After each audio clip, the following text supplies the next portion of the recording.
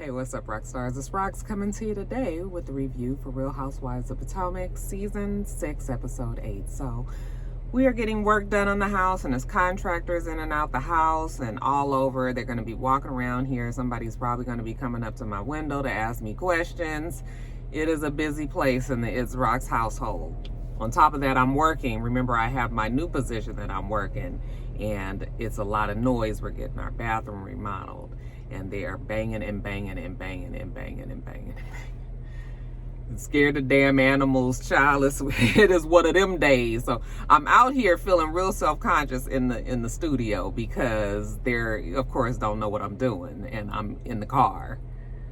Anyway, let's try to get through this before anybody comes to interrupt me. The review. Let's get to it, shall we? All right, you guys, let's start with Ashley. Now, she didn't wreck shop in Williamsburg, and now she done made it back to Potomac, okay? Raised hell and then went back, did her job, kept her check for another week. Anyway, she said that she's glad to be back with the Darby Quartet. I'm sure that they're glad that you're back with them as well. And when I say them, I'm talking about the girls.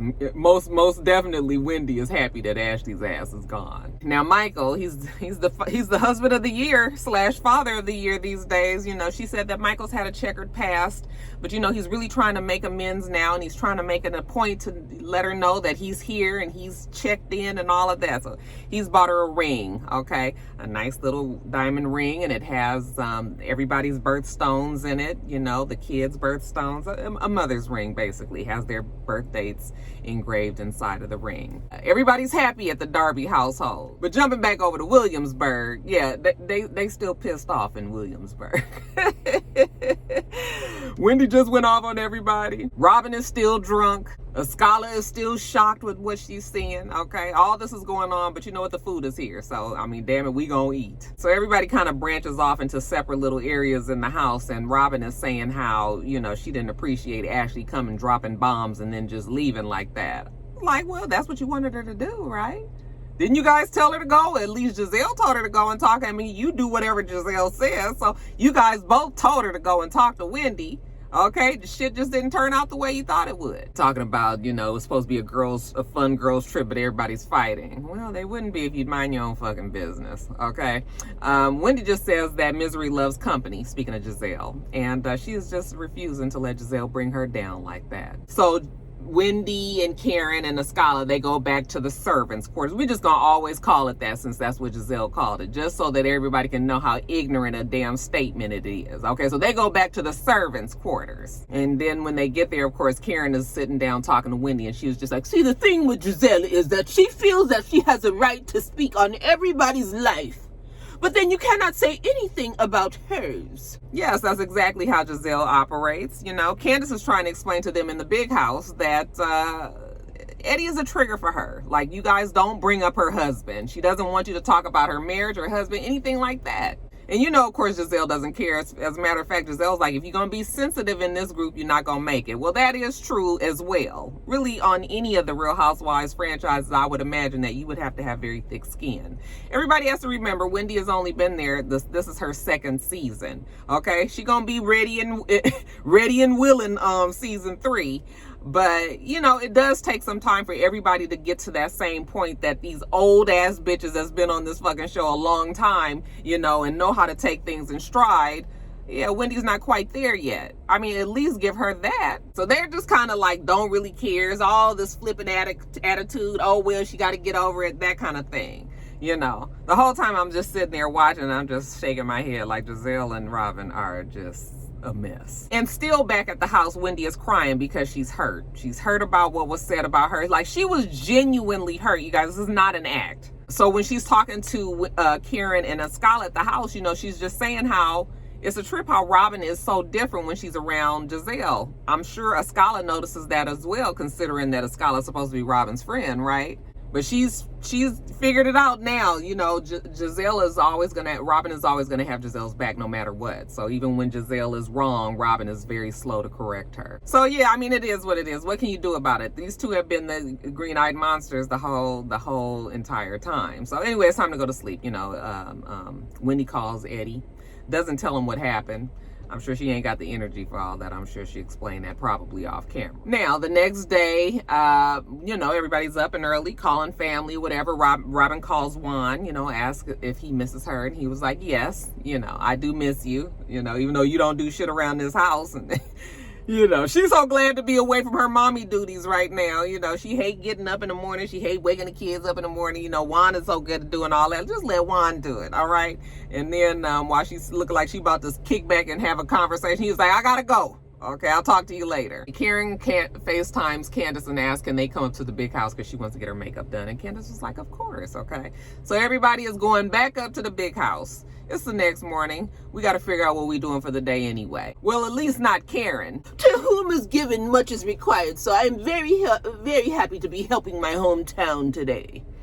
I'm not quite sure how Karen is helping her hometown. I mean, maybe it's just bringing more attention to Surrey County because that's a little small town that she's from, and she's now, a big time celebrity reality star on Real Housewives of Potomac. Otherwise, But anyway, she goes to the house and she tells him Wendy will be up later, because the woman of lesser substance is actually doing real work today. We get a clip of her doing her political commentating. Take that, Giselle and Robin. They like hoes on CNN too, obviously. But Escala and Karen are there. Like I said, Escala goes out to the pool where Giselle is doing her water aerobics, and Robin is out there. And she tells them, maybe you guys need to sit down and have a discussion with Wendy now that she's cooled down some. And she looks at Giselle and she's like, because you started that last night. And Giselle was like, I did not start that. Ashley did. Oh, you going to blame it on Ashley? You the one that told Ashley to say it. Robin wasn't down there when she said that. But then Robin did finally come down right as Wendy was getting to the house at the same time. Okay. So, Wendy, she's got an obligation to the show. She has to record. You can tell, obviously, that she does not want to be out there, especially with Karen not being there. I mean, she has a scholar, but a scholar's not really, she doesn't really know a scholar like that. So they go out to the pool, and Giselle says, you know what, Wendy, when you feeling better about things, I really would like to have a conversation with you, and Wendy just kind of looks at her, kind of flings her braids around. She's like, not with your braids. But I was just like, see, this whole passive aggressive, real smart, I just hate that nobody else has, because I have, even though you guys probably don't know that, but I have a very smart mouth. I curb it a lot for this show. For this channel, because I don't want to be offending people, but I know exactly how to. I have comebacks. Okay. And I just wish Wendy would say things to Giselle, because she's so fucking annoying with the way that she talks to people. It's just uncalled for. So now it's like we just sitting here at the pool, so we got to come up with some other small talk. Giselle notices that Mia has a tattoo, and they talking about the tattoo, and I guess it was to cover up a C-section scar that she had. So he talks about her labor, and then Robin talks about her labor. I guess Juan wasn't there for Carter, so if she does indeed have another baby, this will be Juan's time to make it up to her, to be there. So whatever. All right, but we need to try to, loosen up some all this tense shit. So Candace comes out there and, with the levity. You know what? She's got a song that she's going to be doing, and she thought that it would be fun if we break up in teams and you guys make up a routine to this, to the song, and then you guys can, you can perform it for us. Okay? Yay, yay, yay. So on one team is Robin, Giselle, and Mia, and then on the other team it will be Escala and Wendy. Okay, of course no Karen, because Karen is in there taking pictures, why they do her makeup so heavy? I think B-Face Honey does her makeup now, and it is so dramatic on her eyes. Am I the only one that that feels like it makes her look older when she has on so much heavy eyelid? Anyway, so it's just teams. One team is Team Twerk a Lot, and then the other team is the Nubian Queens. Okay. And to make a long story short, neither one of the teams is worth any salt. It's just some bullshit. Niggas can't dance and can't keep the beat. It's just like, y'all ain't even got a damn choreography. Did you even come up with any kind of steps or routine? I hate that kind of shit, because when somebody want us to do something like that and it's a competition, I'll be like, okay, bitch, we gonna get this 15, 16 steps together. Okay, they up here looking like no damn fool, but yeah, I mean, it was all in fun, and I guess it did loosen up people a little bit, okay? And then, you know, as an honorable mention, we get Karen out there. And Karen come out there, you know, with her old flicked looking dance, but I'm gonna tell you one thing. You can call Karen a whole bunch of things, but you can't say that girl don't look good. That body is so right, and I don't care if she done had some tucks and tweaks and whatever else she's had, she looks great. Her shape is really, really nice. Okay, so everybody does their thing out there, and okay, maybe that made everybody feel a little bit better.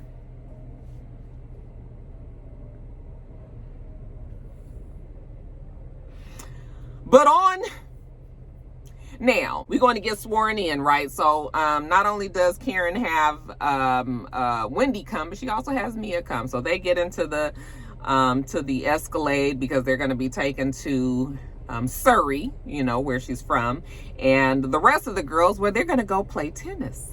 Okay, so we get one of them unnecessary scenes where, you know, it's Candace and Escala against Robin and Giselle, and nobody can really play. I mean, we gonna get through this. I mean, Giselle and Robin look like maybe they play a little bit, but it's just like nothing, you know. Giselle's, of course, like, Candace, I thought you played, you know, you're a country club girl.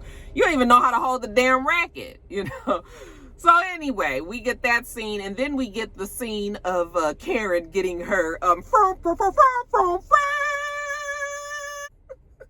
to the esteemed crowd of, you know, Auntie June, okay, Uncle Leroy and his little nephew, and then, of course, Mia and Wendy. We got Uncle Jessup there and the damn court clerk, okay? And Karen is just so touched. I am standing on the courthouse steps about to be sworn in to my county.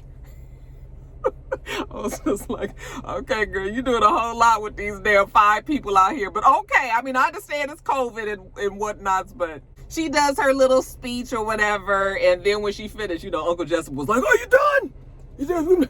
Can I say something? Y'all gotta let Uncle Jessup up there. So Uncle Jessup get up there and very awkwardly says, you know, I'm proud of you. I'm happy for you. And did you tell him the other part? Is that the line that you guys gave Uncle Jessup to say? Why did he even have to do that? Y'all just wanted Uncle Jessup to get. So then Karen gets up there. She says, you know, well, I'd like to make an announcement that La Dame will also now be carrying candles and home fragrances. And Wendy is sitting out there looking like, oh, really? Because she says that Karen didn't tell her that she was, you know, that this was always a plan. And I was just like, I don't remember Karen talking about that either. I mean, not that she has to tell anybody, but, you know, the fact that her and Wendy had the conversation about the candles. I saw last night on a tweet that she said that she actually did tell Wendy, she just didn't remember. But it is a strange little, you know, because she got perfume, she's got wigs, now she got candles and home fragrance. Like, where that came from? I mean, it ain't nothing wrong with expanding everything, but I mean, you know, it's just a strange kind of combination of shit that you got going on here. Are you gonna do beauty or you gonna do housewares, you know? But Karen does point out to us, my candles are 3 wick, Wendy's candles are 1 wick, so my candles will, you know, cover more of the area. Well, there you have it, you guys. That's the difference there. Afterwards, they stop at 7-Eleven, you know, they get some snacks. Mia's so happy to see a 7-Eleven Slurpee and everything that they had. I was like, oh, that looks so good. I want some. And then they get back in the car, and Mia's telling Karen how much of a good time she had and how she loves her family. She just feels like they're just a good, wholesome, down-home country, you know, family. You know, Karen is just like, She was like, okay, well, what do you think is going to happen when we get home? Do you think there's going to be a lot of riffraff that we got to go through? And, you know, both Karen and Wendy was just like, we're not even going to worry about it. You know, we just going in here, we living our life, and we ain't even going to stud Giselle or Robin. And Mia was like, oh, okay, well, I just thought maybe you wanted to know that, you know, they was talking about you guys yesterday after you left. It got even worse. And they were like, even worse? And she was like, yeah, I mean, they called you a weak bitch. And they were like, a weak bitch? Well, not exactly Giselle's words when she said, you know, you got to have a stronger, you know, you have to be stronger to deal with these women. But, you know, Mia put 20 on 10. Okay. But, everybody's so irritated with Giselle anyway, it didn't even matter what Mia said. But I said, oh, Mia, you a mess. You know good and damn well that girl ain't said no weak bitch. Stirring the pot. So, everybody goes back to their respective rooms. Everybody's getting gussied up for dinner. Before Karen and Ascala and Wendy make it back up to the big house, Karen shows her key like, look, girl. Look at what I got. And Ascala was like, oh my gosh, did they give you the key to the city? She said, that's right, they gave me a key to the county. Okay, this ain't quite a city. But so Wendy comes out and they look nice, and we gonna take it up to the big house, right? Back at the house, Mia's talking to the girls, and Giselle is telling her, like, if Wendy ever decides to grow up, then we can have a conversation. Well, if you would stop talking to somebody like they're a fucking child, because see, she's just oh my gosh, the way that Giselle talks to people is just so annoying. Like, I don't like somebody to be condescending to me. I don't like people to be flippant to me.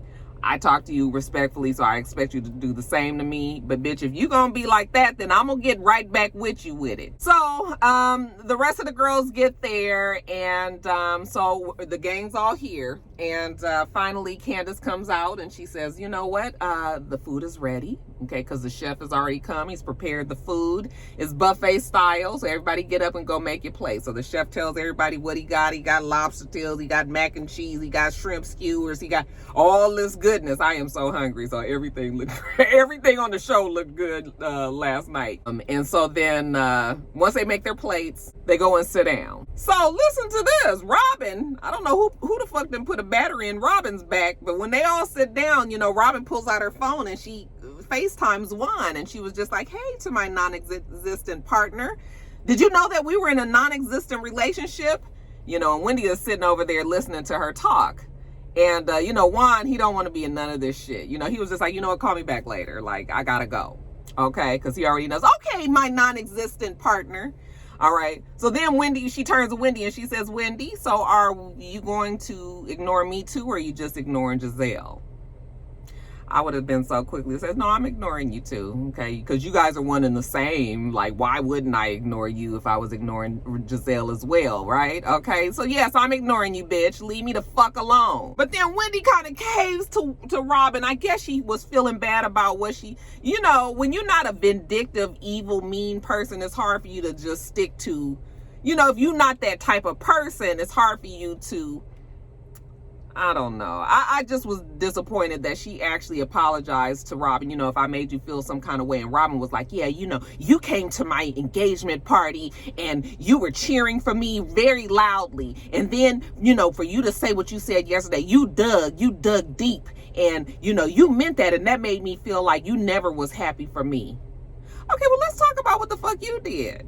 Okay, Wendy was just like, yeah, but you guys have been treating me fucked up all this week. So, I mean, how much you think a bitch can take? But I would have been like, yeah, that's exactly right. Because last year I thought that you were my friend. And then I realized this year you just treat me like some kind of hoe off the street. Okay, so yeah, that's why I did that. There's a reason. I just didn't turn around and all of a sudden I was like, fuck Robin. Okay, but then she apologized and I was just like, because now Robin felt like she felt like she didn't deserve what she got, and she did. She deserved it. And so then Mia says, well, let's really discuss the person that you're mad at, okay? Giselle. Giselle said that you were a weak bitch. And Giselle's like, I did not say that. So then we go back and forth about whether or not Giselle said that. And Candace says, no, she did not say that. She just said, if you're going to be a part of this group, you can't be sensitive. And Giselle's like, honey, Giselle got enough crazy things coming out her mouth. She don't need nobody else putting more crazy shit in them. Wendy was just like, okay, but listen, regardless of what you think about my relationship, what you've said about my relationship, it doesn't matter. As long as I know that I am in a committed relationship with somebody, I'm married to somebody, and I have their last name, then that's vindication enough. And Giselle was like, well, what vindication for what? And she was like, no, what I'm saying is that you don't matter. What you say doesn't matter. And Giselle, well, okay, well, I mean, fine. You're exactly right. Yes, well, I'm glad that we agreed that what you say doesn't matter. Karen was just like, oh, she did the damn thing. Kara was so proud of Wendy. Not that Wendy is doing all these extreme reads or anything, because we've heard better for sure, okay? And all the stuff that she's saying about Giselle, obviously, we've all discussed. We all know very clearly, you know, where Giselle stands when it comes to a man. But, I just feel like Giselle signed up this season to just be that bitch that just gets on everybody's nerves. She was playing the part so strong.